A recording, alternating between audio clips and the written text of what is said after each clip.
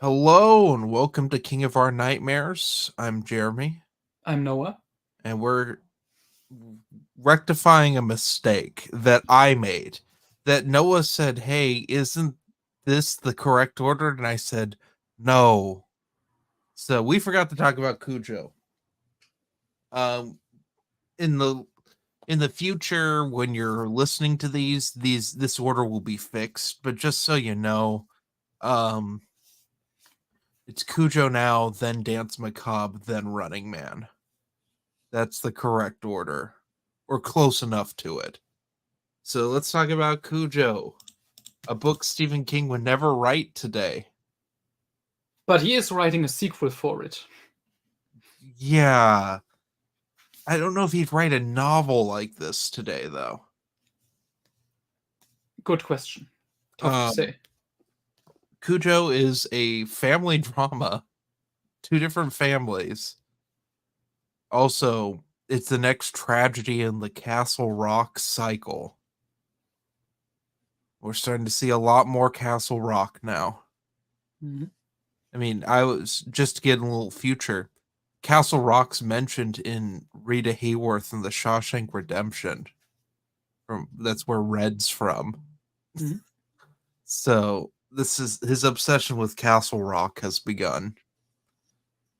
Um, I'm trying to remember characters' names here, but basically we have two families.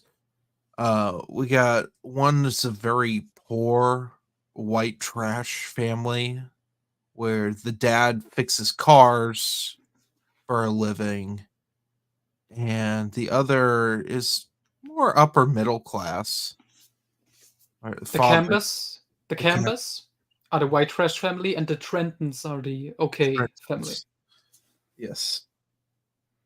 But they're both having issues. Donna Trenton's having an affair with one of the sleaziest men in a Stephen King book. Can we go So that far, so far? He is just the grossest creature, and she just had an affair because she wanted to feel young again, which might be the dumbest excuse for an affair I think I have ever heard in my life. Um, she's having like a midlife crisis. yeah, and she's younger than me, Mhm. which just makes me just feel old. Um, uh, s- so she's having an affair. She admits to the affair, and that's like her arc, I guess. So here's the deal with Cujo, and it's one of two things that's I won't say are flaws, but just weird compared to modern King, or at least the '90s King. The women are the weakest links to this story. So I think nowadays when we think Stephen King, we think Dolores Claiborne, Gerald's Game, that sort of thing, where we have these stronger women characters. But this is like the polar opposite of that. Because the Camber wife is also a weak character. She's self aware that she's kind of weak Yeah, to a certain extent. Um, well, we can get into it. The Cambers have a very unpleasant marriage. Mhm. Um, there's like an unspoken hostility towards one another for how their son is going to be raised because both these families they each have a boy. The Cambers have a 10-year-old, and the Trentons have what is he 4? yeah. Yeah, he's pretty small. Tad, the cutest child in any Stephen King book I think ever. He's just the most adorable creature, which makes what happens to him all the more terrible. But the Cambers have a whole thing because the wife wants to take the son to uh, New England. Well, they're in the New England area. They wants to take him out of state to see her sister. The husband's like, no, he needs to work with me. That's like kind of their whole arc, and they have a dog named Cujo who gets rabies. But Very early on. If this book had chapters, it happens almost right away, and it's just a slow progression down the rabies rabbit hole, which I get to talk about my rabies stories. When I was a little kid, Noah, we had a huge rabies outbreak in the town I lived in. And it killed off most of the skunks. Because rabies, people think bats, which is true. You don't want to go hands-on with a bat, but you also don't want to go hands-on with skunk because they also carry the rabies. And they don't fare as well as the bats do, I think. What I remember, but it was so bad, Noah, and I was in kindergarten at the time, that our kindergarten teacher taught us the history of the rabies shot so that we would like be more at ease, but I don't think it helped anyone. In fact, I think it made everything worse because this is still when you get the rabies. Are you familiar with how rabies treatments used to be? Nope. So if you were bitten by a rabid animal as a human, because first of all, most rabies shots don't really, at least back then, didn't really work well for animals. It kind of stave off the rabies, but it would probably kill them, especially the smaller the animal. But humans, you get a shot in the belly button. You get one like every week because it has to hit the central immune system. Nowadays, because my cousin drunkenly caught a bat when he was 20 and it just bit the absolute crap out of him.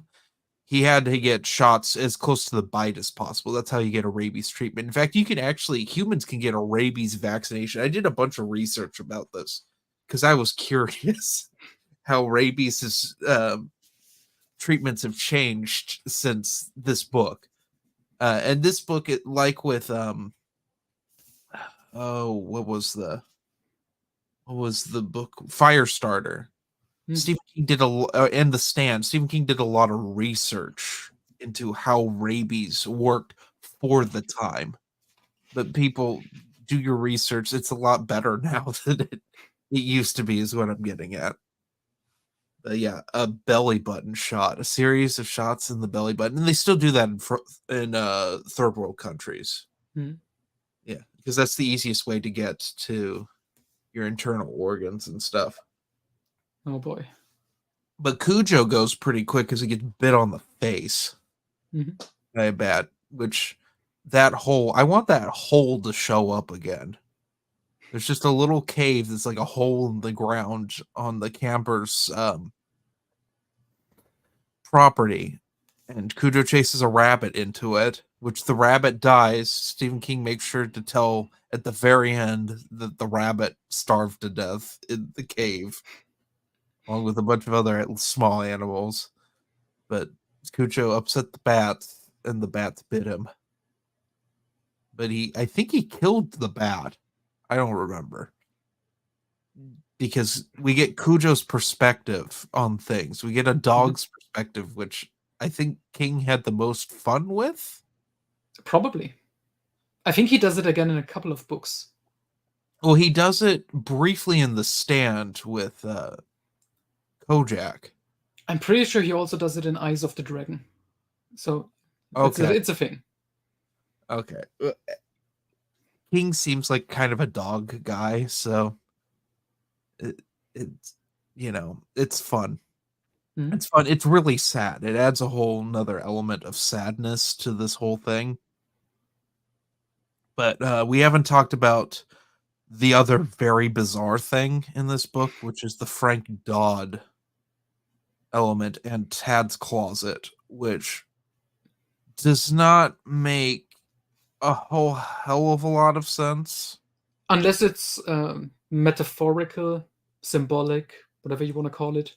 So in the Dead Zone, our season 1 finale book, there was the Castle Rock Strangler, which was Frank Dodd, who was a police officer that killed young women. Well, he killed just women in general and girls.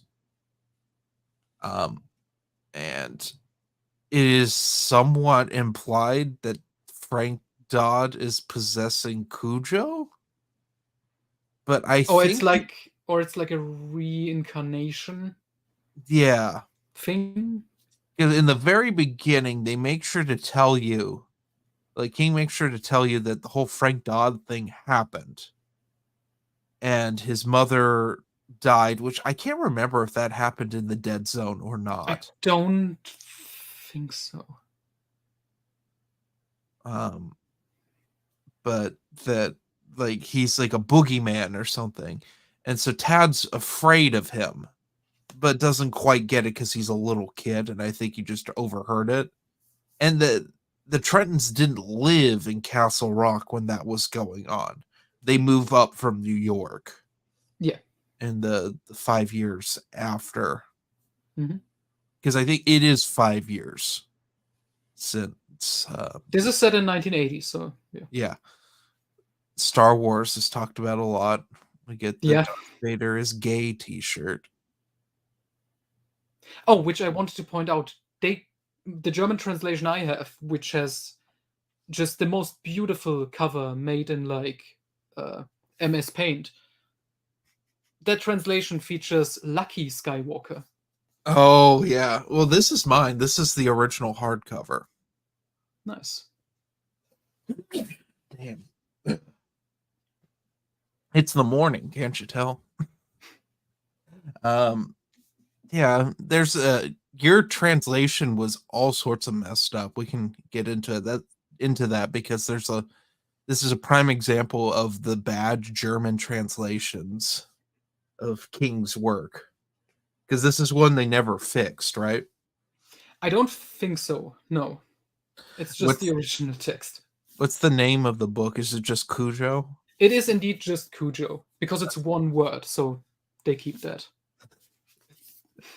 I was expecting Cujo Joe Cooge or something. The dog. Now they would unironically do this, especially in like the early 2000s. They would have done this. But the big thing that everyone wants us to get to is when Donna and Tad get trapped in the Pinto.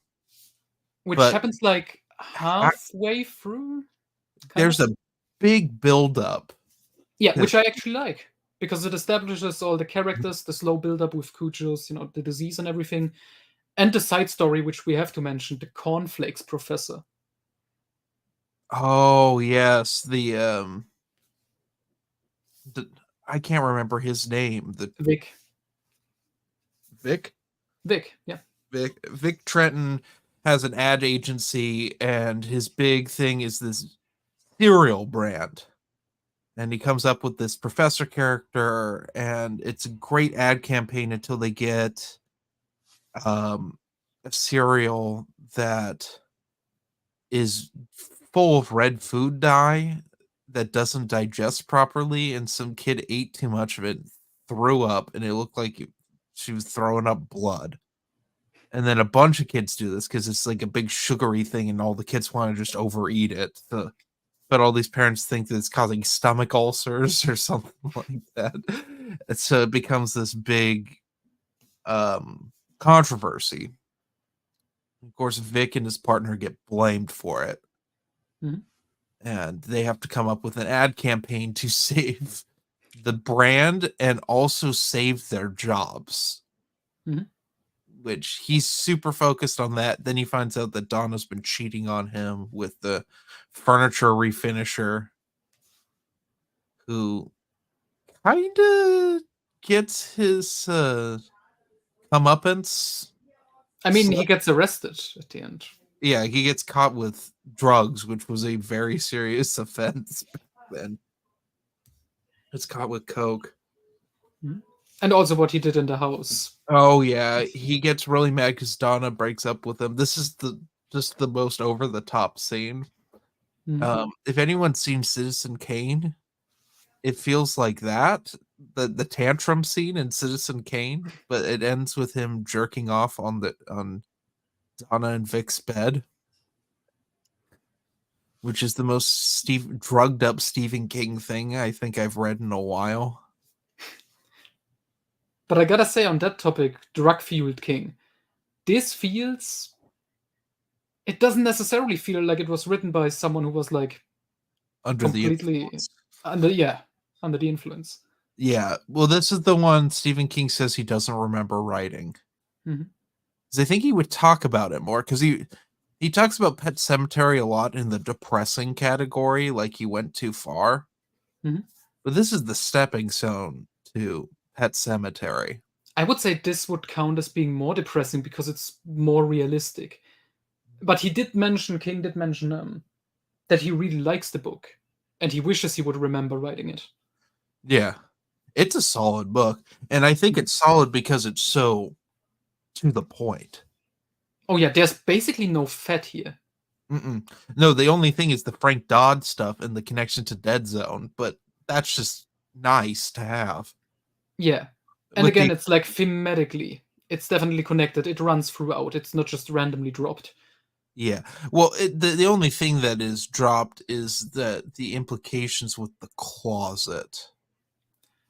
Yeah, We because still haven't fully gotten it because so there's an overarching theme where Tad is afraid of his closet. His closet keeps opening, and he keeps seeing a monster in there, Mhm. and it says that it's Frank Dodd, which I was interpreting as his imagination. They just had a draft until the end.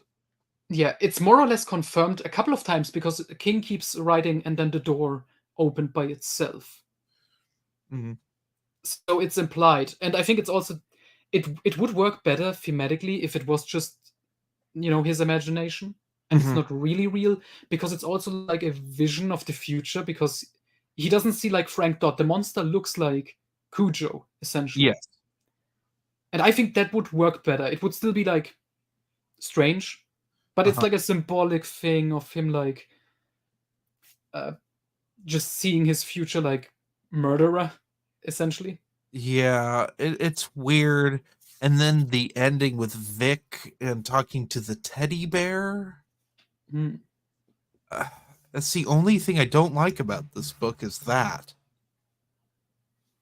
Because this book is just about luck. Good luck, bad luck, just it I feels very Cormac McCarthy. mm. Um because the Cambers win the lottery, and so the wife and son they go away, so they're lucky because they don't get mauled by Cujo. Mhm. Dad doesn't, he's unlucky, that sort of thing. Yeah. um And it's what also all about coincidences that lead Yeah, up to moments like this. yeah, it feels like No Country for Old Men came to mind multiple times while Mm. reading this because that's about good things happen to bad things happen to good people, like that sort of thing, where it's karma doesn't exist necessarily. It's just things just happen, Mm. you know. Um, am I comparing Cujo to No Country for Old Men? No, those are two very different books. Both are well worth your time to read. But that's just what came to mind was that whole mindset of just things just happen, and they are completely out of your control. I like that even like the car troubles are set up from early on, where they Mhm. have the Pinto. Both their cars have issues because they have a ancient Jaguar. I think it's a '50s Jaguar that Vic drives that has all sorts of weird hiccups because they take that in initially to get worked on. And then they have the Pinto, which Pintos were notorious for being terrible vehicles. Isn't that like a thing? I vaguely remember that. It may be from one of the Zucker Brothers movies. Like Pintos blow up easily. Yeah, so the 73 Pinto, they put the engine in it was something in the back. And if you rear-ended them, they blew up. Yeah, that's in was it Top Secret, the Val Kilmer movie where he's a spy, but it's like an Elvis parody. They reviewed it on Review. Red Letter Media did, which that's a Zucker parody movie. Yeah, Pintos blew up. They're just very badly made cheap cars because we were having an oil crisis in America in the 70s. That's why they were made. They were more gas efficient. But I mean, cars got like 8 miles to the gallon back then. They were huge. They were these huge boats. Which I know that the cars where you are not like that anymore. And in America, we just drive SUVs now. But anyway, yeah, we can talk about the attack, the Cujo attack now. I think we've set it up enough.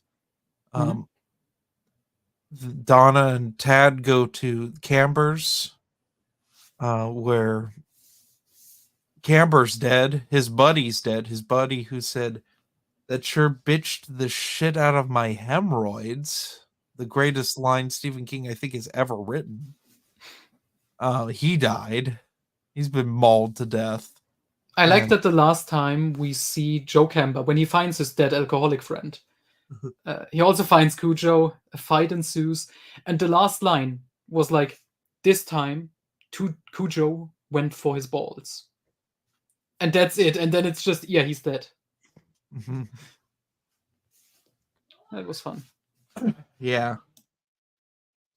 Yeah, so Tad and Donna are trapped in the car. It's the hottest summer on record.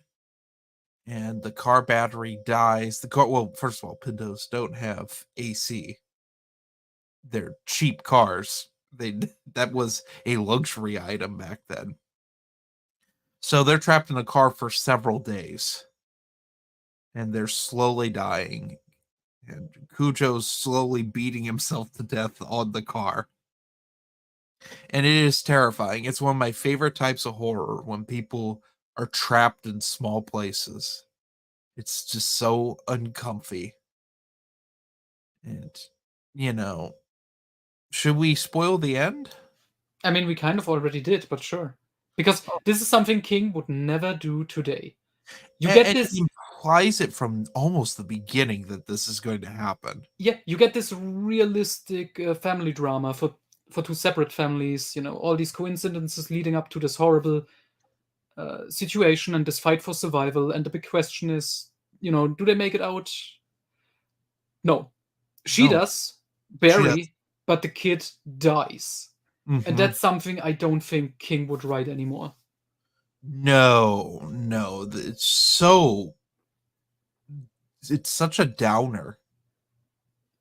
But it's played weirdly, like Tad's death saves Donna and Vic's marriage in a way, and that's so sad, because they were only ever going to plan to have him as their child. I mean, losing a child is horrific, but this was their only child and the only one they ever wanted to have. And she's half dead by the time the paramedics get there. She was bitten a couple of times as well. Yeah, she gets the rabies herself. Well, she doesn't get the rabies symptoms, but she's so dehydrated that she starts thinking that she's becoming rabid. But that's the paranoia. Cujo's death is graphic and horrific. On that note, should we mention a certain returning character. Yeah, the sheriff from Sheriff George Bannerman, he's back. the Dead Zone, and yeah, he suffers a horrible fate. Yeah. Which I And wonder. he still gets mentioned up to this day because he's in the Gwendy trilogy. He's in the Gwendy trilogy. He's in the first one. That makes he gets sense. mentioned because that one is set when he was still alive in the 70s. Yeah. Well, I mean, I know it's mentioned in Needful Things because the new. Oh yeah, he mentioned like that event happened with the previous sheriff and stuff. Because everything Castle Rock is mentioned in Needful Things except for Gwendy. Because it came after the last Castle Rock story. Nope. Oh yeah, that's Gwendy's final task. That's for so now. Technically, no, because we got the Cujo sequel. Well, that hasn't come out yet. Yeah, but it doesn't come out till May. I'm eagerly excited to read that. Which I haven't been this excited to read a new King book in. Oh gosh. The Outsider, I think, was the last one I got super excited for and was very disappointed. That's one half a good book. I think the last one I was hyped for was End of Watch, and then I read it. Was that the third Bill Hodges, or is that the second? Yeah, the third one. What's the second one? That's Finders Keepers. Okay. I knew that. I knew that. But I think, should we talk about this whole sequel thing or save it for another day? Because that's the whole topic with King doing like late sequels since Dr. Sleep, I guess. I feel like he's probably starting to see his mortality, and he's it's really been brought up recently. So we have Rattlesnakes as this novella that will be part of You Like Them Darker, which is his collection that comes out in May. Or is it You Like Them Dark? You like it darker. You Like It Darker. Which I'm really excited for. But he's hinted at another Dark Tower, hinted at another Talisman. Which those two, that's not surprising, because that's, especially Talisman was in the works for like decades. But he also talks about a sequel to It. I think we talked about that in private before, where he's like hinted that that It didn't end.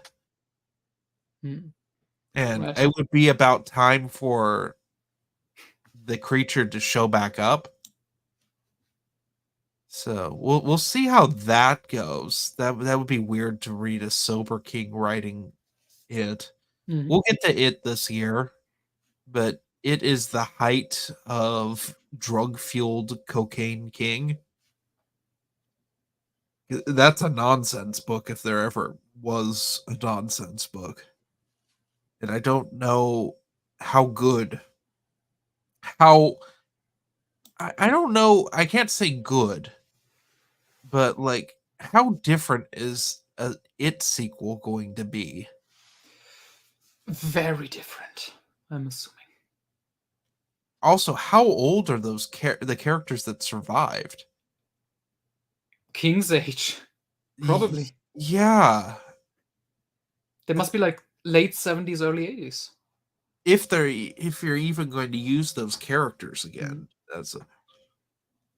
and because the likelihood they would even be alive now, it's kind of iffy. Yeah, sorry, I get confused with It because I've seen the remake more recently where the past is the 80s, and then the present is the 2010s, and that's not how the book is. Which book's the 50s, right? The kids are growing up in the 50s. It's like the same era as Stand By Me, right? I have to talk more about rattlesnakes because I found an excerpt that was released Okay. in promotion. Should I tell you what the story synopsis says? It's not really a spoiler if the synopsis already tells it, right? Yeah. Okay. The book features 12 tales from the Carrie author, many never before published. Included in the new stories is Rattlesnakes, a sequel to King's 1981 novel Cujo, in which a grieving widower travels to Florida for respite and instead receives an unexpected inheritance with major strings attached. Okay. I love your dogs just. Yeah, You my know, mom's dogs screaming in the background. It's fitting because we're talking about Cujo. Yeah, exactly. That's what I was getting at. But yeah, and I looked at the excerpt, Vic Trenton, ends first person apparently. Okay. All right. Interesting. So a Florida story with that's a sequel to an 80s book in first person. Okay, that's modern King. Because he has a thing for Florida ever since like the early 2000s. Well, because his daughter lives there. And he has a house there, I think. Oh yeah, yeah. In fact, he sold his big main house. It's like now a bed and breakfast. If you want to stay there, the town's made it into like a tourist attraction. And he has like a little house in Maine, but I get why he wants to be in Florida. Maine's really cold, and the cold's not great on the joints. Oh, what Cujo the book does, we should mention, it really shits on Maine, which is nice. Only old people there. Well, yeah, because the perspective is that Donna and Vic are outsiders. Yeah. And Donna especially feels like an outsider, which is fuel for her affair. But he would never write women like this anymore. Because both the main two women in this are really pathetic. I think I like Camber's wife more because she does have self-awareness and she's just too scared to act. Well, she's too scared. She's dumb. She's not very educated. And that's her whole thing. Is she wants her son to be educated, because neither of the Campers are particularly educated people. And their son's pretty bright, and it's like a struggle over his soul, and she just gets all wound up all the time because she just lacks like mental and just intelligence in general. And that was so frustrating when reading. I'm like, you're so close to being like understanding what to do with this child, but you just fall short. And it's funny, we actually get her sister's perspective for a very brief period, and it sheds which confirms that the racist asshole redneck was completely right. Basically. Yeah. Which is kind of shockingly funny. Yeah. Yeah, because it's Bill Camber, isn't it? Something. The dad? Joe. Yeah, Joe Camber. Joe Camber, the son is Brett. It's Brett. I just mixed them kind of together. This is why we shouldn't record in the morning, but it's always my idea to do it. Yeah, Joe takes Brett aside and says that he's his uncle's a pencil pusher, is inferior to them because he's a lawyer and he's educated, and it's just pretty funny. Yeah, it's pretty good. It's good. This is a good book. It's well worth your time to read. Honestly, I think I told you before already. It's underrated, or at least I didn't appreciate it enough because I put it in like the average good King, but after rereading it, this is like top 15, at least for me. I agree too. I didn't, because of the story of how drunk King was. I was expecting nonsense on this. And this is one of his most cohesive books, where he doesn't waste time with like useless stuff. It's not Christine. Yeah, we will get to that. Yeah. Well, these next couple are all pretty cohesive that we're talking about. Yeah, short, today. to the point. It's almost like if King writes short books and gets to the point quicker, it's better. Most of the time. I think that Dark Tower 7 has to be as long as it is. Mhm. But yeah, for the most part, that is the case. But anyway, join us next time as we review Dance Macabre, or we've already have reviewed that. Who knows? Have a good one. Bye-bye. All right. Do you need anything? Water? Piss? No, it's fine. Let's push through this. So I can finish less than 0. Okay. How you liking it? I'm enjoying it. There Has he isn't started really whoring himself out yet with the coke? don't think so. One of the characters in the movie, I've seen the movie with Robert Downey Jr. and he starts whoring himself out to men for coke. That hasn't happened yet. There's a lot of talk about his dealer and he can't find them, and he may be dead by this point. But yeah, I have I'm on page 137 out of 197, so Yeah. It's a depressing book. yeah. I was kind of waiting for a story to happen, but who cares? It's good so far. Very short chapters. Yeah. Oh, Easier Lord. to read than American Psycho. I'm saying that much. I forgot to talk about the stand connection in Cujo. They talk about a gunquit. Oh yeah, right. We'll talk about it with Running Man because Okay. there's a dairy connection. So, All right. Hello and welcome to King of Our Nightmares. I'm Jeremy. I'm Noah. And we're jumping back to the last of the early Bachman books with The Running Man. That was also made into a very terrible Arnold Schwarzenegger movie, which was terrible for the time. I think out of all of those, well, I can't, not counting Red Sonja, because I don't think that's officially a movie. I think that's just trash. It might be one of Schwarzenegger's worst of the 80s. It's nearly, I think it's equally as bad as Conan the Destroyer. But Running Man takes place in the future of... the far distant future of 2025. I'm gonna reread this again next year. I know. That's for sure. We didn't time it right. Yeah. It's funny. I read this book 10 years ago. Innocent, young, 13, 14-year-old me reading this and thinking, man, 2025, it's close, but it's still the future. And now here I am. Yeah, I read it almost in 2011. So, oh boy. Yeah, I read it probably around the same time you read it. Or actually a little before. I am a little older than you. Yeah. But I was a teenager.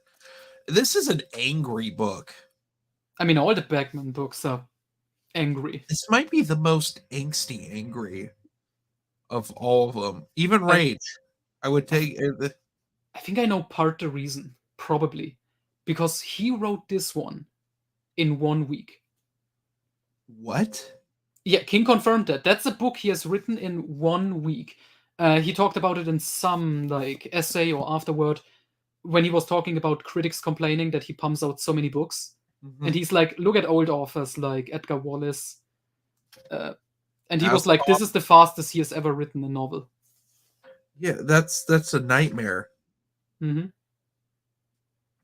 you can tell because this book it might be the most fast-paced King book. Oh yeah. Well, because the chapters are set up like a time, like a countdown. A countdown, and you don't know until near the end. But in the future, the network controls basically everything, and there are different programs that the poor can get on to make some quick money, but you'll probably die doing it. Mhm. And our protagonist, whose name is, I can't remember his name. Ben Richards. Ben Richards. There's the Ben I was talking about in our Cujo review. Ben Richards, he's desperate to get some cash. He doesn't want his wife walking the streets anymore. Mhm. He's basically a rebel and he won't conform to anything, so he gets fired all the time. He's been on the dole for a while. They got a baby that has pneumonia, and so he's joins the network and he gets selected to be on the Running Man, which Mhm. is he'll be hunted down across the nation and killed. But the longer he stays alive, the more money he'll make. Mhm. And what a heinous concept. What a horrific. This, and with the concept alone, we have to say this is his second dystopian novel, Bagman's, because we got The Long Walk, which has Yes. a similar enough premise. Except Long Walk was like 117-year-old Americans running this, long walk, and the one who wins gets literally everything he wants. Mhm. This one, the winner of the Running Man show just gets a specific prize money at the end. It's like $1 billion or like more, Yeah. something like that. Yeah, but no one's ever won it. Yeah, because the entire nation is hunting you. Which I also want to point out, the German title, Menschenjagd, which means manhunt, basically. Which is fair. Decent enough translation. But yeah, it's just basically about that. He's being hunted. Mhm. And it is some of the most depressing stuff since road work. I don't know if it's horrific. We can get into it a bit, I think. Mhm. He basically finds out that his wife and daughter, who he's been getting all this money for and suffering so long, this man gets mangled. This might be the most mangled character in all of Stephen King's literature. Mhm. He has his leg broken. He gets shot. I mean, eventually his intestines are flying out everywhere. Yep. But he finds out that all of his suffering was for nothing because his wife and daughter were killed almost immediately. Mhm. Because they ask him, he's so good at hiding that they're like, hey, you want to be a hunter? We'll fake kill you and give you a new identity. And his response is pretty fair. Uh-huh. Should we spoil it? Because Well, King also spoils it in his Being Bagman essay. yes, that's the one that is spoiled anytime you listen or read a Bachman book. Because for some reason they put it at the front of every Bachman book. Except Yes. this German copy, this reprint. Because in the original print of this, they also put it at the front. Mhm. And then I guess the publisher actually listened and they Yeah. put it at the back. Yeah, because he talks about the ending, he gives it away.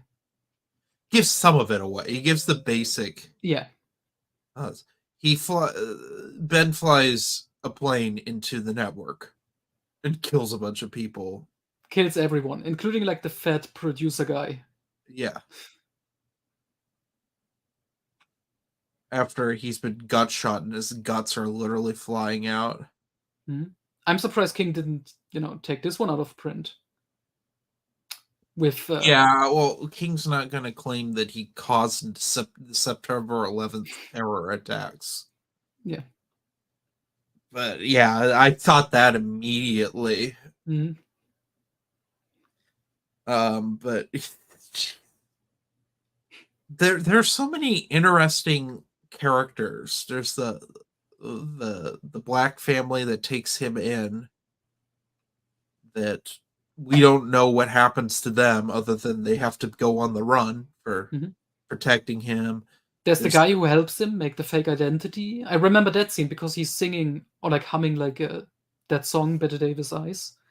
And and Ben is wondering what the hell is that? Yeah. Yeah, the fat kid whose mother like is a giant racist and just the stupidest character ever put in a Stephen King book. She reminds me if you ever seen the movie The Mist. Yeah, Miss Carmody, the religious lady. Yeah, yeah. Yeah, it reminds me of that character. And he gets killed.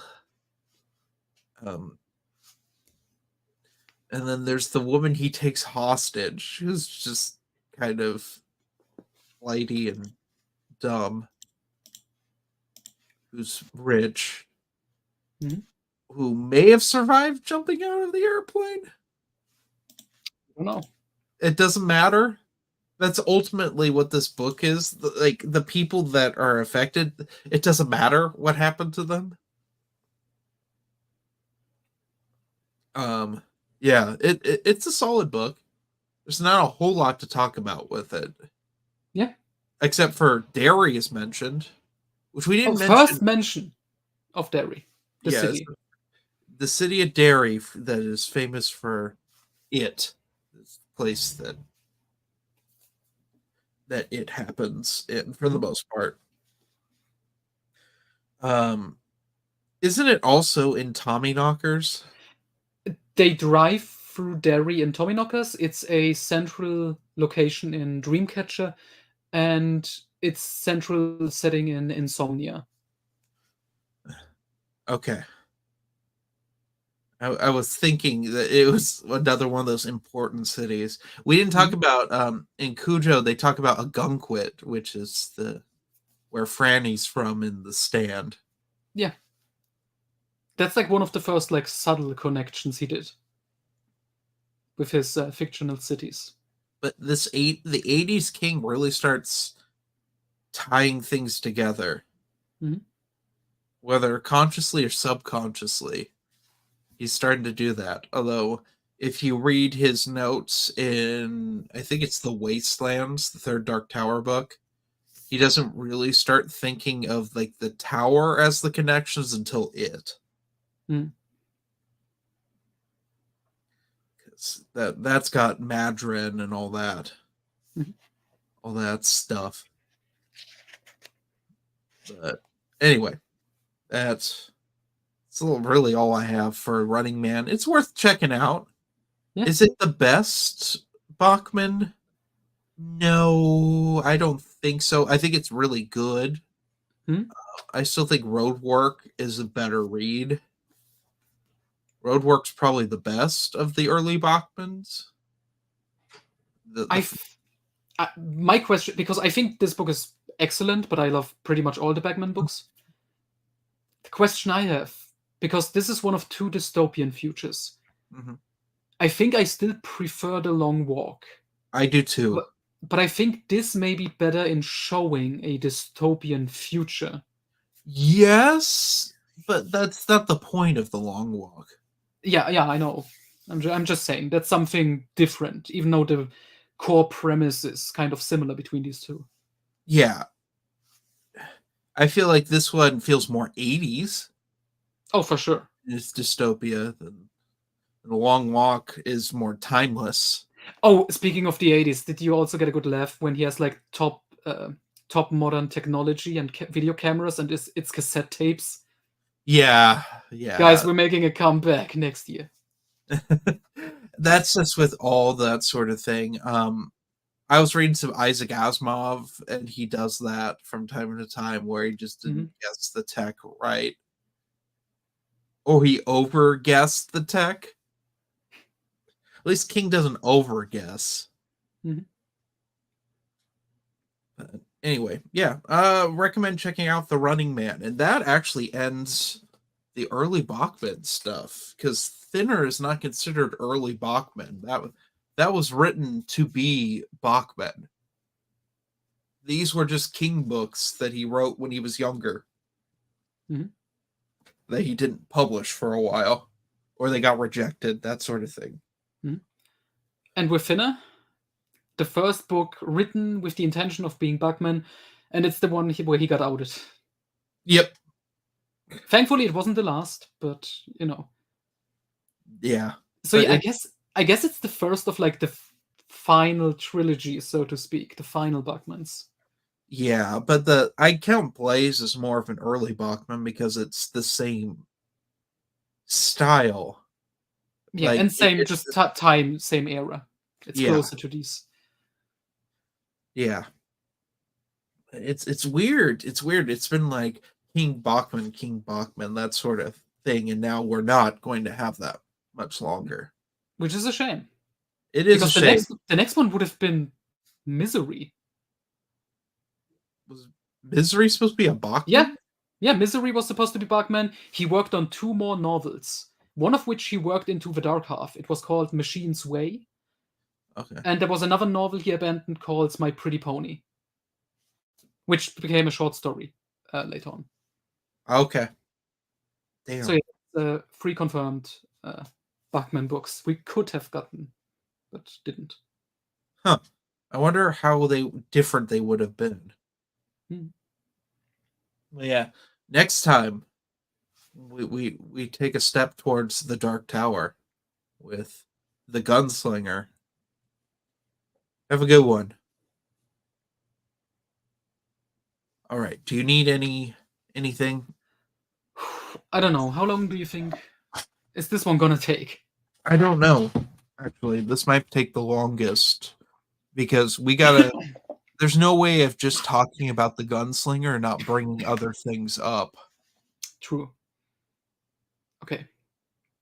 I think I can do it. First, I need to cough because I just drank too quick. And we gotta talk about both versions. Sure. I don't think that's gonna be like as big of a thing. Well, because I have some complaints. Okay. That I Wait, want. let me get up the page. Yeah, they actually have a wiki for it. Unlike And I'm looking at the German wiki. Yeah, the Stands wiki was not fully correct. But the Gunslinger seems to be correct. Okay, the German one lists newly added, changed, cut out. Cut out is the shortest one, with only 4 points. Huh. Interesting. Yeah. Yeah, the fucking tahine. I have issue with that. But anyway. Because that doesn't make sense why that's there. But anyway, you ready? Sure, I'm ready. All right. Hello and welcome to King of Our Nightmares. I'm Jeremy. I'm Noah. And we're talking about The Dark Tower, Book 1, The Gunslinger. And we're talking about the Schwartz, I guess. Schwartz, indeed. This title, all the Dark Tower titles are utterly terrible in German. Okay, I'm excited. What does that translate to? Black. Literally just black. Gosh, where do we begin with the Dark Tower? Other than it's like what Stephen King's really known for is this incredibly long series of books about a gunslinger walking across the desert. But that only happens in the first book because they think most people read the first book and try to read Drawing of the Three and get real confused and give up. I think they give up because of the Gunslinger. I think that's the common thing where they say it's hard to read, and then fans recommend you read the rest, you read Drawing of the Three, because that's really in King's style of the 80s. Well, because you read, and then it goes back in time, and then it goes back in time again. It's just flashbacks. That's what most of this book is. It's just flashbacks and kind of world building. So I've held up 2 different versions, so did Noah, because there's technically 3 versions that King himself wrote of the Dark Tower, the Gunslinger, and then Marvel had an adaptation of comics, which included the short story Little Sisters of Illyria. And other content that King never wrote to kind of tie it to the backstory that's in Wizard and Glass and Wolves of the Kala a little bit. But for the sake of this, we're going to be talking about the collected version from the early 80s because this was originally broken up. It was serialized for a magazine. The Magazine of Fantasy and Science Fiction. Yes. Which the chapter breakdowns are like that in both of these. But in 2003, when he wrote the last three, we thought were going to be the last three Dark Tower books, because there turned out to be a book 4.5 he wrote. He expanded and revised the Gunslinger to make it sound more like the other books, which and to like insert continuity, because to fix continuity, because there's a lot of continuity errors between Gunslinger and the rest of the books that aren't easily explained away, because there's continuity errors in all these books, but it's explained. We'll get to that when we get into specifically Drawing of the Three and Wastelands. Because he messes up how New York's laid out in those books.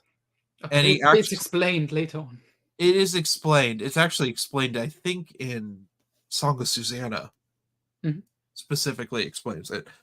But I have issues with the 2003 expanded version. Roland talks too much like he's in the Kala and not the high speech. And that might sound like utter nonsense.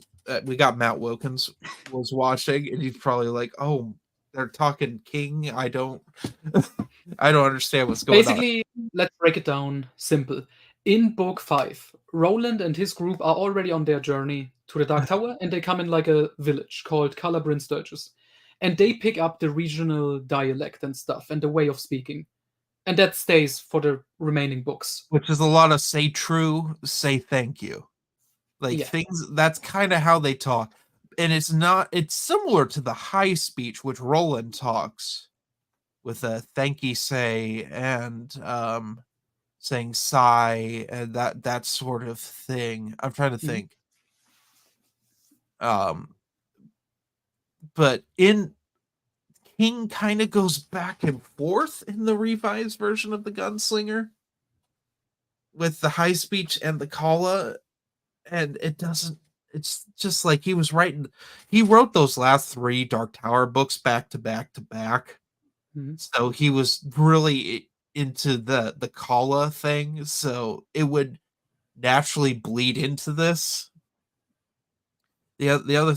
So I have issue with that at times. It just doesn't seem right. And there is a kind of explanation I mentioned already, which I can't hear because it's a major spoiler. Yes, we can't talk about that, but if anyone wants to headcanon why he talks like that, I guess that works. Yeah. The other thing is there's a Taheen in this. Yeah. So Taheens are bipedal humans with the heads of animals.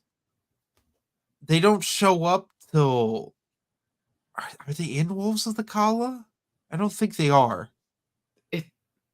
If they are just mentioned. Wait, I think if the flashbacks with Callahan, maybe.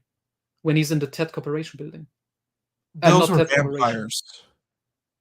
Were they not also Taheen? I don't think they're Taheen. If not, then they are definitely in Song of Susanna. Yeah, well, they're a big thing. The Cantoi and the Taheen and ugh.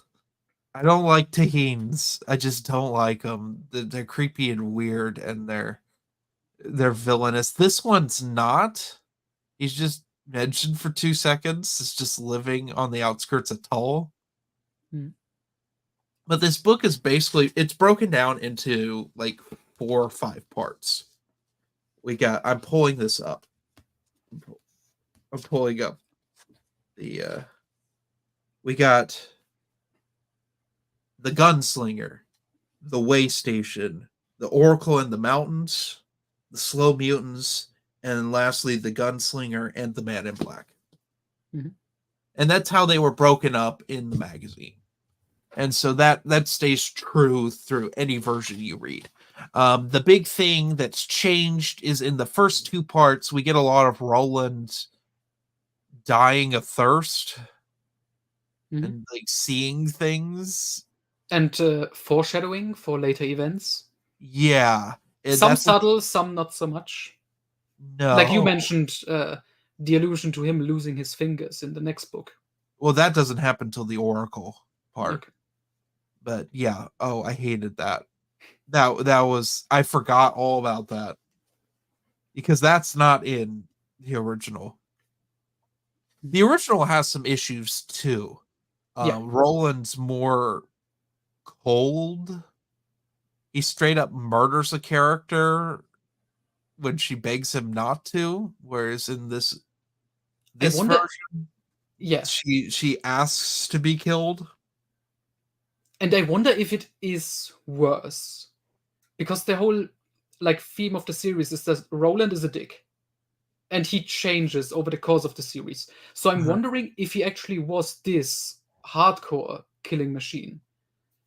If that would have worked better. If he was already established as being like, that scene stood out to me. That she literally begs for mercy. Because Mhm. I've only read, side note, this is the first time I've read the original version.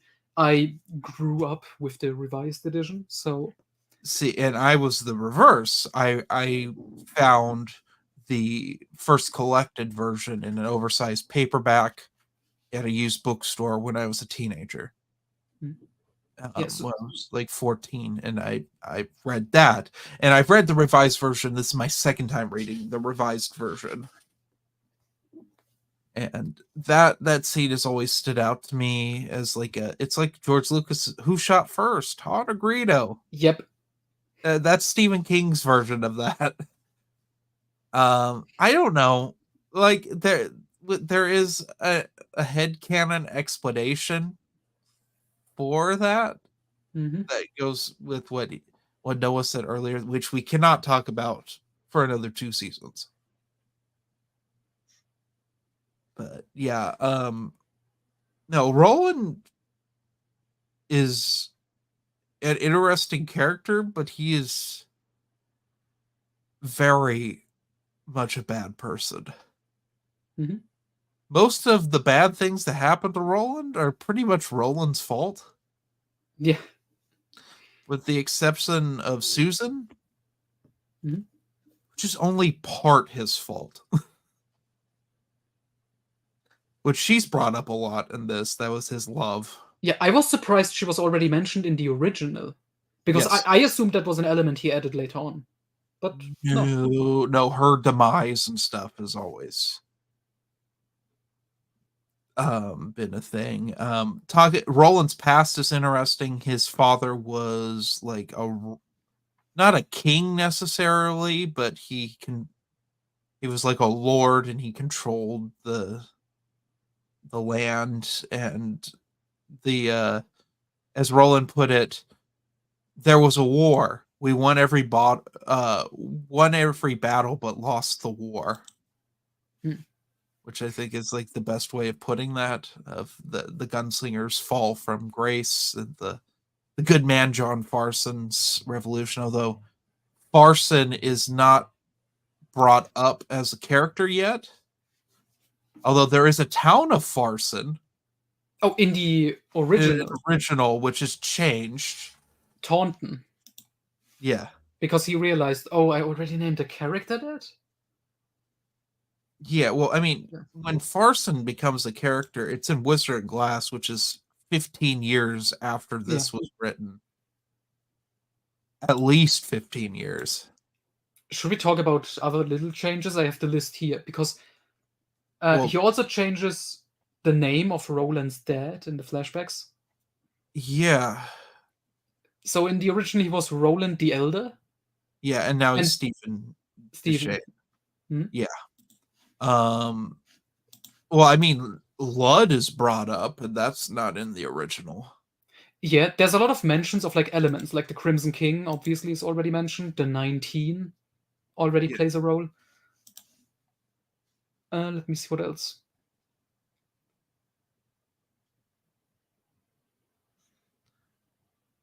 Oh, there's a change with the character of Aileen, who is mentioned in both versions. Yeah, in the original, she was like said to be Roland's lover in Gilead. That got removed, apparently. Yeah, and that has to do that the comics try to bridge these two versions together. Mm-hmm. Which we may talk about the comics on here. Stephen King had kind of a hand in them, but not. He was more hands off with them. He did the George Lucas approach, you know. Yeah. Um, and not all of them are great, Mm-hmm. but a lot of it's worth your time to read the comics. And they're reprinting them right now. They're getting put in omnibuses for Marvel, which is nice to see. Which they never finished them. They only got halfway through the Wastelands. Yeah, they literally ended with the whole group coming together, and then the end. And then they lost the rights. That's what happened. Oh, was it? Yeah, Marvel somehow they lost the rights, and then the new publisher owner just didn't do anything with it. That's so frustrating. And now they're just reprinting it, and that's it. I wish they would continue it. Yeah. Get the last bit of Wizarding Glass, since we have all the backstory of Wizarding Glass. We just need the. At first, we need the whole second half of Wastelands. Yeah. And I think Wolves of the Kala would be fun to see in a comic. Mm-hmm. I don't know how they do Song of Susanna. Be like 5 issues long. They can stretch that and add some extra stuff. Then Dark Tower probably 12 issues. And then somehow they have to squeeze in Win Through the Keyhole. Oh, that's true, because that's not all referenced. Mm-hmm. That's something with the Dark Towers. All these books are written. They have like a weird gimmick or writing mechanic that's weird. Like we said in this one's just flashbacks within flashbacks at times. Because at the beginning, Roland meets this guy at the edge of the desert and has dinner with him and tells him what happened in Tull.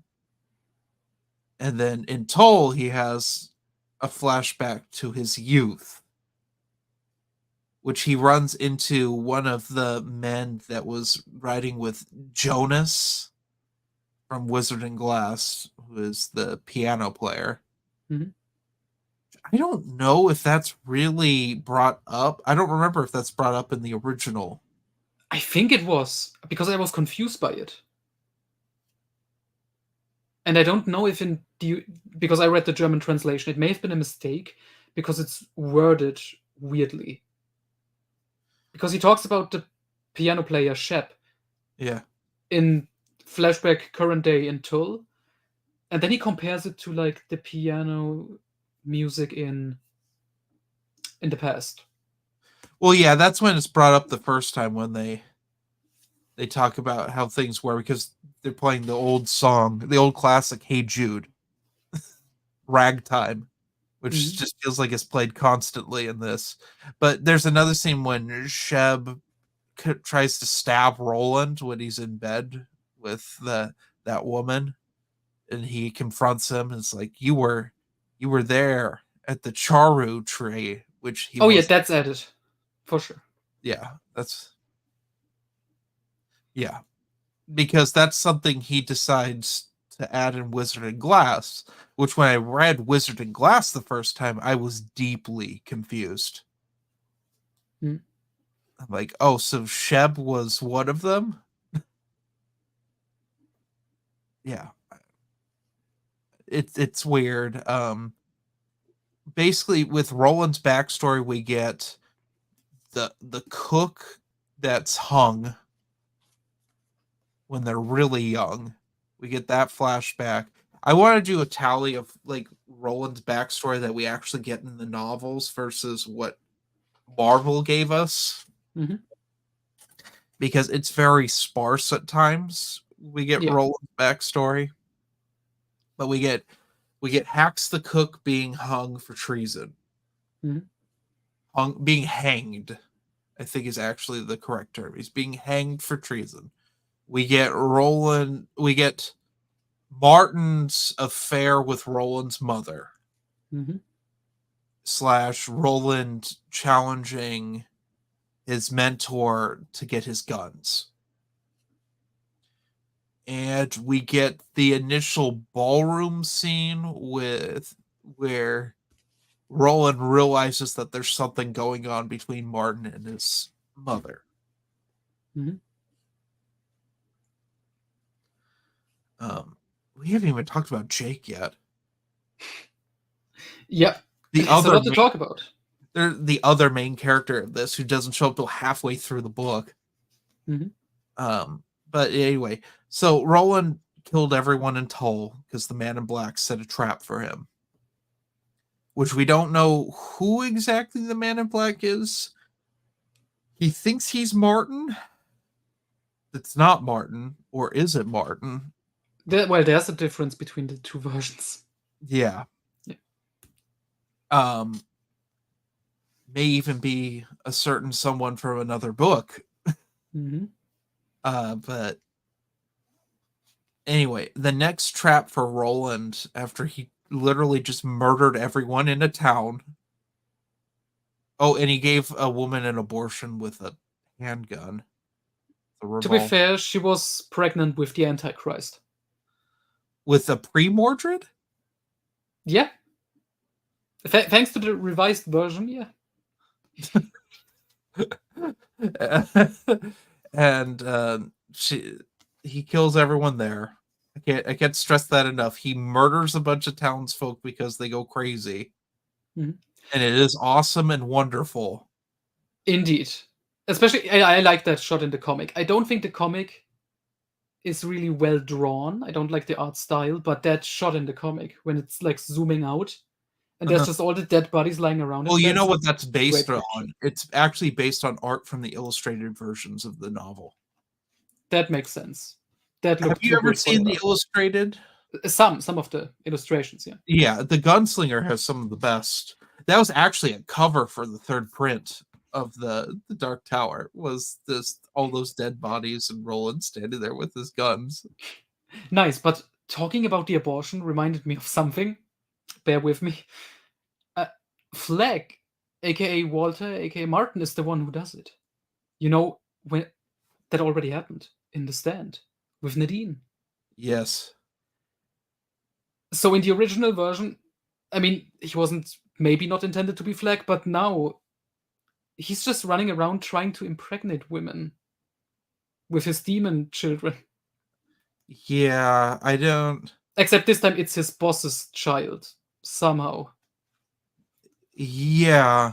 Well, we'll get to the whole Mordred thing when we get to the last two books.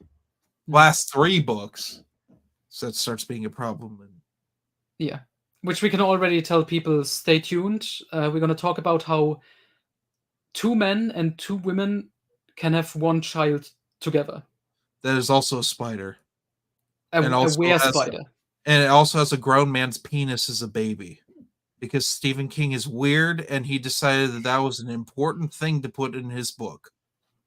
Yeah. I blame the drugs from being run over by a van that caused that to be a good idea to put in a book. I mean, we can also blame those drugs for Dreamcatcher. Yeah. And him saying that the Blair Witch Project is a good movie. It's the scariest movie he's ever seen. Anyway, let's talk about Jake. Jake is from another world. In this book, we're led to believe it's our world, circa the late 70s. He's the Man in Black pushes him in front of a car. He gets run over. He ends up in the way station. Roland basically takes him along with him to hunt down the Man in Black. Because what else are you gonna do with a boy? Which he is younger in the original version than he is in the revised. He's like 9 in the original, and then the revised he's more like 11, 10 or 11. Yeah. And yeah, he takes Jake with him. We get the Oracle, which oracles are succubuses basically in the Dark Tower universe. They're very sex driven, and it tries to have its way with the boy, of course, because this is a Stephen King book. And then Roland's like, no, I'm going to use. They don't talk about it so much in this one as they do in the Wastelands, that sex is both their power and their weakness. But this is an important thing. For some reason, Stephen King decided that this scene, out of anything in The Gunslinger, is like the most important thing to happen in the series. And I don't like it. It's weird. We get a lot of foreshadowing with this scene because she tells his future, and it, it it will be very important at the very end of the series. But it's also confirmed by the Man in Black at the very end of this book, so it honestly feels kind of useless. Like all of these things are brought up in the tarot card reading at the end of the book. So I don't know. A lot of the Oracle thing just feels like nonsense. But you gotta throw in some fantasy elements. Yeah. Well, we have the slow mutants. Also, it's an important plot point for later in the series because Mordred. Yeah. Well, yeah, I brought that up. But okay. But in this book, because it's just reiterated in with the talk with Walter at the end. It doesn't make sense, but it will make sense. But the slow mutants is my favorite part. I think my favorite part of the whole book, when they're in the caves. Jake knows that something's up with Roland. Roland stops referring to Jake as Jake and just as the boy, because he plans to leave him, which he does. But the slow mutants are creepy and gross and icky. And they're almost as bad as the muty spiders, which have 2 seconds. There's all sorts of mutant spiders that Roland runs into in a cellar, which are creepy. That's at the way station, but it's not that important. It's just we had to have spiders because it's Stephen King. Yeah. And it's the tower. It's the Dark Tower. And spiders are important to the Dark Tower, but also not at the same time. It connection? Question mark? I don't know. Yeah. Stephen King has a thing that he doesn't like spiders. Understandable. It's fair. It's more than fair. I don't appreciate it either. I also don't appreciate eye gouging, but that happens a lot in his books. Should we spoil the moment? What happens in this chapter? Or just straight up jump to the last one? Oh, yeah, we have to talk about it. Okay. Jake falls to his death. And it's horrific and sad. But there are other worlds than these, and I will just leave that open for you. We have to talk about that if we're going to talk about the rest of the series. Yeah. Basically, Roland decides he has the choice: save the boy or go after Walter, the Man in Black. And he chooses to go after the Man in Black because he wants the tower. That's all that matters, is the tower. Until you get to the tower. But yeah, so he just let a little kid die. Yeah, a kid fall to his death, which will cause all sorts of issues in the wastelands. Mm-hmm. Well, that and another event that happens in Drawing of the Three. Mm-hmm. Um, but we get to talk about the Man in Black, Walter O'Dim, who has palather with Roland for forever because he's magical. On that note, that word is inserted in the revised version. I don't think it's in the original. No, I think he's just called Walter. No, palaver. Oh, palather. Yeah, I that's think like a. it is in there. Is it? I don't know. I know that that's a term used in Drawing of the Three. Mm-hmm. I want to say I'm not sure. Um, they have long palather, and Roland witnesses the creation of the universe. Honestly, my favorite chapter, because it's so weird. because reading this book for the first time, you're probably confused. Okay, I can kind of follow what's going on. This guy, Clint Eastwood, basically going after the wizard because he wants to go to this place, and the wizard knows how to get to that place. And you're probably thinking, okay, this is going to end in like a showdown. Not Nope. really. No, it's just the end of the beginning. Mm-hmm. And you get this talk that's like setting up what the tower truly is. Yes, which is when we get in the revised version the mention of the Crimson King. In the original, you get the mention of the beast. Mm-hmm. Controls the tower. Also, the gunslinger ages at 10 years. At the end of looks wise. Yeah, he ages 10 years. But there is implication that thousands of years have passed in the later books. Yeah, in the revised version, they make that clear. In this version, they don't. In fact, they actually give Roland an age in the original, which is contradicted in other books as you go forward. Mm-hmm. Because in the revised version, they actually say that he's immortal, which will make sense when we get to the end. Yeah. I promise this will make sense. But that's also just the thing with the series, because to explain a bit of the tower, as is told in the last chapter, basically is the centerpiece of the entire multiverse and time and space and everything. And it's falling apart, and that's why in Roland's world specifically, time and like space and like distance and stuff isn't working correctly anymore.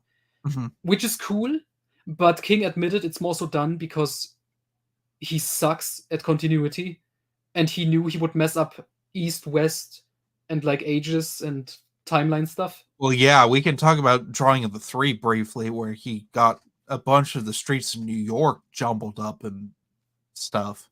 In fact, there's an apology in the foreword for how messed up I'll tell you, I'll defend King here. I've been to Boston twice, and I'm assuming King's been to New York a handful of times at least. If you don't live in New York, you're not going to know where the streets are. I can't tell you where any of the streets in Boston are and what they connect to. Or Los Angeles. I've been there a few times. Or like San Francisco. I can't tell you that. Most people can't unless you live in New York or you work in New York, you know? Like, Noah, can you name how all the streets intersect in Munich? Nope. Exactly. I'm defending King here. That's a Herculean task.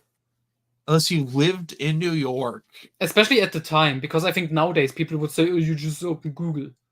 Yeah. Well, these books were written from the 70s, from the 70s to 2003. And I doubt King would have taken the time to take like a street atlas, and go through it or something.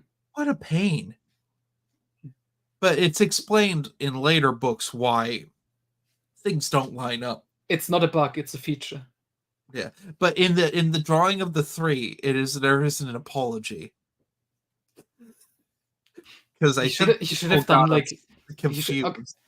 side note, he should have done like Ian Fleming when he was criticized for like shitting on New York and write a specific short story, like as an apology. The Gunslinger in New York. Well, we have that in drawing of the three, Yeah. And it and was in the awesome. movie, and in Mm. the movie, we get to talk about the movie briefly. It's a movie that I've only seen part of, and I don't think you've ever seen all of at all. Nope. It's We are bad. saving that. We are saving that for a later date. The movie is just called The Dark Tower. Yeah, but It it's mostly Gunslinger, some of Way Station, and the seventh book. genius. And it is the most mind-boggling thing since making the Mangler into a series of films. I like that I have a book like that has an interview in it where like I think it's Akiva Goldsman, that guy, talking about like, yeah, so what we did, we took like we wrote down all these cool moments from the entire saga, and then we rearranged them and tried to figure out which moments do we want to see in the film. Because that's how you write an adaptation of a 7-book fantasy series. I don't no, don't do this. They should have never made it into a movie. Yeah. So Except the only timeline where a movie adaptation could work, you get Clint Eastwood as Roland, you get Sergio Leone to direct, you get Ennio Morricone for the score. And anything else probably would suck. who would be Jake? I don't know, child actors, that's hard. Yeah, I don't know. But Man in Black, you need something better than Matthew McConaughey. Yeah. You know they tried to get him to play Flag and when they redid the miniseries for The Stand? Did he say no? Yeah. He said no immediately, but they wanted to have continuity with Dark Tower. Genius. And the movie has a reference. They go through a carnival and it's called Pennywise. Oh, the movie has a bunch of references. You see like the Overlook Hotel or something. But they're dumb. The references are dumb. The Dark Tower the books, they do reference other King work. Yeah. It's like the centerpiece because all his books are somewhat connected, but most of his connections are at least a little bit clever. More clever than the movie. Yeah. Till we get to the end. Till we get to the end and they just start outright when King becomes a character. I don't know how I feel about that still. We'll see in the next couple seasons if I've warmed up to that. I don't know if I will. It feels like nonsense to have write yourself into a book. It feels very Lemony Snicket, which is never the greatest thing to do. But anyway, highly recommend The Gunslinger. Which version would you recommend, though, Noah? I would recommend the revised version. I think most of the additions were good because what King also said, he cleaned up because he wrote the book when he was 19 and he said like, oh, he wrote really pretentious because he was thinking he was writing literature for eternity. And yeah, I think it's good that he cleaned it up as like a more experienced author. I just think it flows better. And again, I think it's my favorite in the series, which is a controversial opinion because most people struggle to get through it. Yeah. But I think it's beautifully written. It's a great introduction. I really enjoy it. And I would say if you're a fan, definitely give the original a try as well. It's an interesting read. Yeah. This is the most read book of my entire collection. It's The Dark Tower. Gunslinger. I've read Drawing of the Three several times too because it's weirdly written at times. It is kind of fascinating to read. Yeah. But yeah, this blew my mind in high school, and it took me it actually took me oh, 8 years to read all the books Damn. because I would I would get like just distracted, and I ended up going through a really hard time in my life. And I said, I'm just gonna read the all of the Dark Tower, and I did. I read them all one after the other. Hmm. I listened to them. I listened to the audiobooks, which this one's got a great audiobook. It's not Frank Mueller. We have to point that out once we get to Wastelands because of the thing that happened. That's a nice little Well, he story. did Wizard and Glass. He did, okay. But I Yeah. know him from specifically what King writes in Wolves of the Color. Yeah, yeah. He did a lot of the audiobooks for King in the early days. He's tragically not with us anymore due to a terrible accident. But unfortunately, because these books are the early King books are so popular, they have re-recorded a lot of them. Mhm. And so Frank Mueller's recordings are lost. Specifically ones you can still find of his different seasons. Mm. Talisman, Dark Tower books 2 through 4. He didn't do all of them, he just did a lot of them. Those are the ones that come to mind specifically. But I mean, some of the new recordings for things for Stephen King books are terrible. Mm. Think Dead Zone by James Franco. Oh god. Yeah, that's when they get like actors and people to read the books. It's Well, weird. Stephen King does his own audiobook for Needful Things. Mm. I don't know how I could handle him reading his own fiction that long. I'm not his child, so we'll see how that goes. But yeah, what's his face from Dexter does the audiobook for Pet Cemetery. Mm. The woman that did Cujo, I thought wasn't bad. Huh. I'm not saying that the people that aren't Frank Mueller are bad. It's just he is my favorite, and he really gets the pronunciations down very well. The guy they replace him with, it take for Wolves of the Kala. I listened to that while driving to Montana and back, so it took that most of that car trip to get used to it.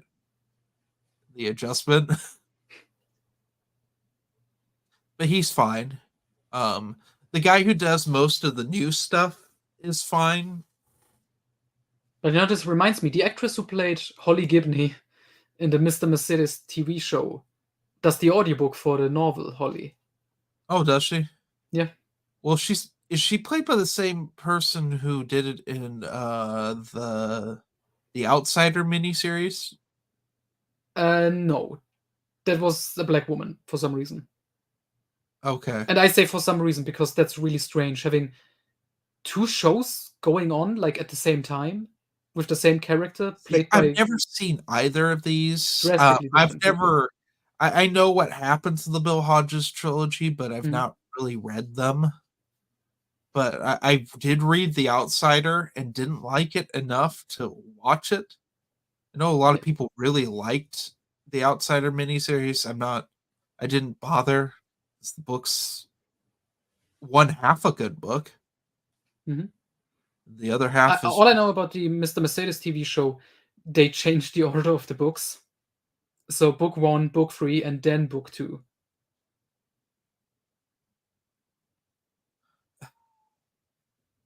Great. Is that as bad as how long Under the Dome the show lasted? No, because Under the Dome went into a completely insane direction. Like really far away from the book. I've never seen the last seasons. I've only seen the first. I've seen the complete first season. I've seen like half of the second season. That's what actually kind of got me into King. The first season on TV back in the day. And then I was Yeah. like, oh, that's a cool premise. I want to read the original because the show isn't completed and I want the whole story. Yeah, Under the Dome that'll be an undertaking when we do that. Mm-hmm. That's not for like, that'll be near the end. Yeah. Or who I knows? mean, Stephen King's brain will be put in a robot and he's just gonna continue writing. There's already 2 more books announced. what's the other one? You Like It Darker earlier this year, and probably later this year, another Holly Gibney book. We Think Not. Okay. Yeah. Why? I don't know. Because he loves Holly Gibney for some reason. She's gonna be teaming up with Roland on the way to the Dark Tower. No, that was Gwendy. No, Gwendy will too. She got That'll shot be into the new- space to save the Dark Tower. She had to destroy Pandora's box. That's the real. button box. The button box, yeah. And Walter he's now a good guy. See, I like to think that Gwendy's actually secretly a villain. That would be fun. That would be shocking. I don't know if Richard Chisholm would allow it. Oh boy. When we get to Gwendy's final task, the contradictions with the Dark Tower series is amazing. Or like the problems it causes. Which I think I mentioned at some point, but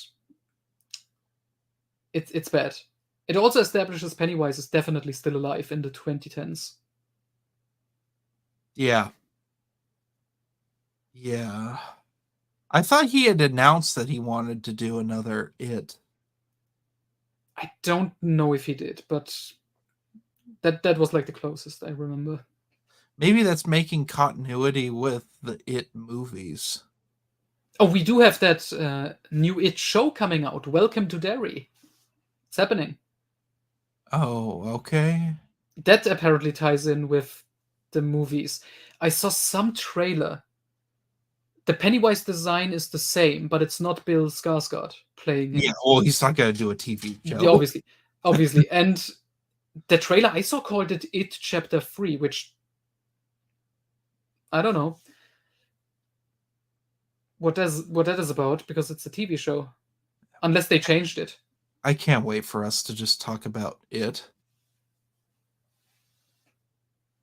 And all of the weird, not good film adaptations.